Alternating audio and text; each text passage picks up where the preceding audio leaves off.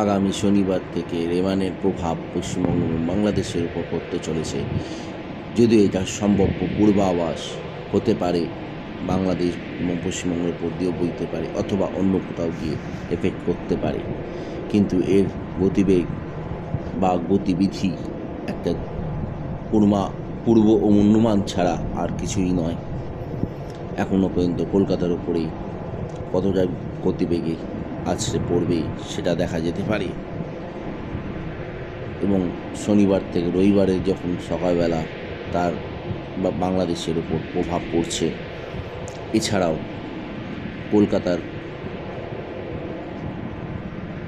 গতিবিধির ওপর চলছে দক্ষিণ চব্বিশ পরগনা, উত্তর চব্বিশ পরগনা, নদিয়া, হাওড়া, হুগলি এর বিস্তর এলাকায় কিছু কিছু জায়গায়